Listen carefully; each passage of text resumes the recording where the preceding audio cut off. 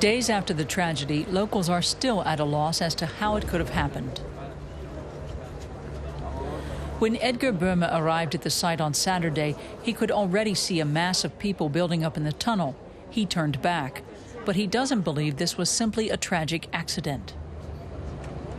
There's more to it than that. This was political as well. Everything went wrong in this city. The quest for profit was valued higher than safety. And as you can expect, that makes people angry.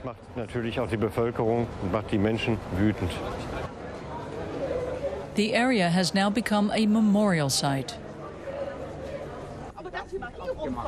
But some are not so silent as grief turns into outrage. You have to expect over 1 million people coming, so you can't be so negligent as to have them go through this tunnel. It was pure greed. The city of Dortmund showed that the Love Parade could bring in money, which is why Duisburg went ahead with it. The fire department plan was ignored. The attitude was, it's always gone well, there won't be any problems.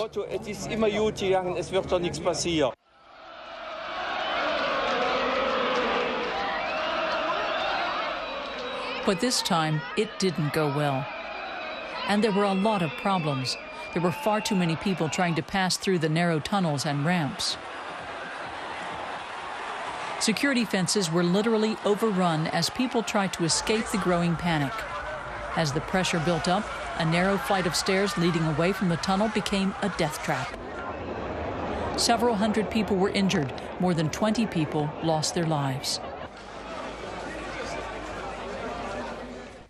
What we know suggests that all the victims suffocated in the crowd. What the police have found so far indicates two different reasons. On one hand, people were trying to escape the pressure, while others wanted to move forward to the site. Days after the tragedy, fingers of blame are still pointing. Potential problems were identified far in advance of the event. Several 100,000 people and just one entry point and exit point. The police were among the most vocal critics, warning that Duisburg was too small for the event. Once they got the go-ahead, they should have developed a far more extensive entrance and exit concept. They might have used the A59 freeway nearby or other roads if it really had to take place. They should have realized that it wouldn't work in Duisburg, and they should have canceled it. But they didn't. Another factor was the promise of some extra exposure and glamour for the drab city in Germany's industrial heartland. The Ruhr Valley also happens to enjoy European Capital of Culture status this year. The pressure for success was great, says a local journalist who followed every step of the parade's planning.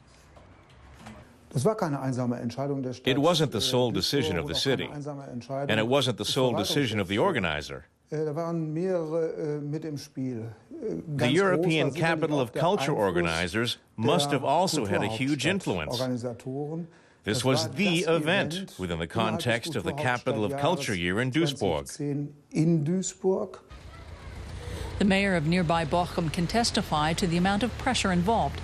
She called off the Love Parade in her city the year before due to safety concerns, only to come under heavy fire from the state government.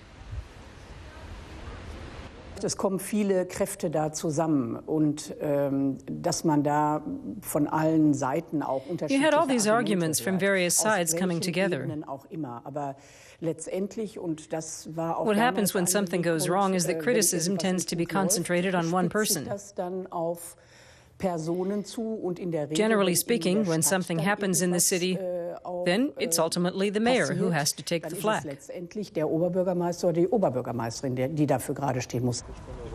But calling off the Love Parade was out of the question for the Duisburg authorities. The organizer was practically given free rein with problems glossed over.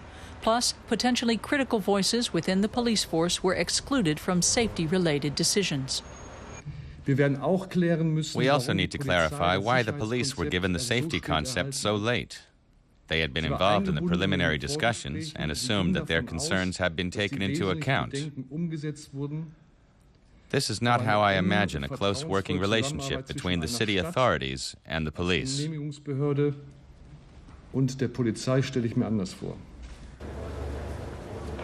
The site of the tragedy is now visited by a steady stream of mourners. As for the organizers, the accusations are piling up. The Love Parade was supposed to put Duisburg on the map. It did, but for all the wrong reasons.